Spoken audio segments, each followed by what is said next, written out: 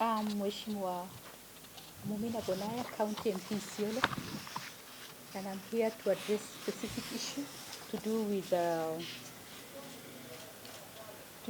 the recent teacher service promotion for the year 2024-2025 as an elected leader from Northern Kenya. I am not sure whether you've been following the story, but this promotion has attracted a lot of complaint and noise from other parts of the country. As you all know, TSC is an independent commission that is mandated to run teachers' affairs professionally without any biasness and influence from any politician. However, the work by TSC seems to be annoying some politicians who want to politicize the independent work performed by the commission.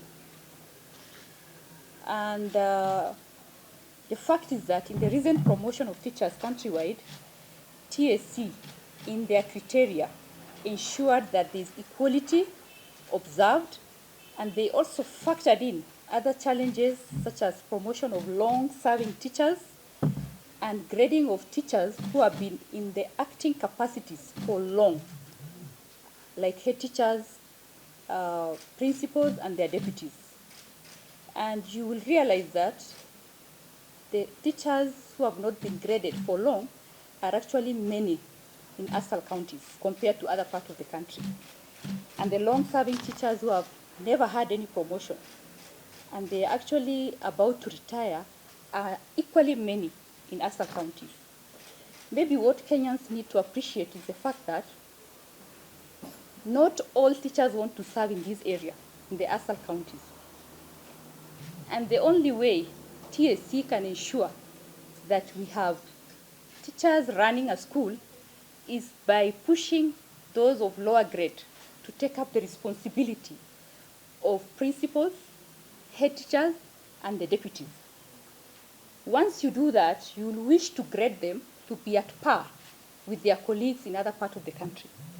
So you will realize that for many years, we've had principals, their deputies, head teachers, their deputies acting for so long. So what TSC did is factored in this reality. Over and above that, they also factored in the fact that teachers serving in those hardship areas need to be motivated. And the only way they can motivate them is to keep on giving them a grade higher so that they can feel comfortable serving in those difficult areas. Because nobody will appreciate how difficult it is serving in some part of this country. And I think TSC in its work was able to capture all that reality and ensure that each and every county will get an equal number of promotions. So if they've observed the principle of equality, you will wonder where the noise is coming from and why people are making noise about that.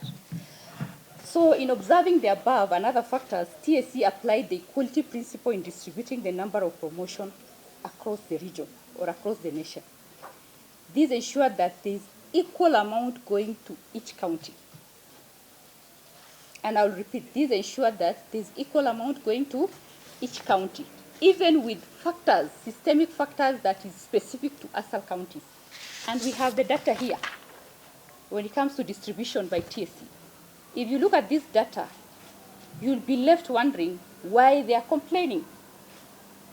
If you follow up the story, the complaint is that why are ASAL counties getting the same as other part of the country? So for me, this is shocking. It is absurd, and I find it selfish, especially coming from a committee of parliament that is mandated to undertake oversight and ensure that there is fairness, there is equity, and there is equality in how our education sector is managed. And as an elected leader, I want to ask this watchdog committee to stop doing what they are doing. Because what they are doing is basically to intimidate TSC to reverse the work that they did professionally. And I have a set of questions to that committee. The first one is, TSC is an independent body. Why can't we let them perform their duties without intimidation or interference? My second question to this committee is, why should committee question or get annoyed with criteria used by TSC? That is the equality and fairness criteria. Why should it annoy them when we should be appreciating it?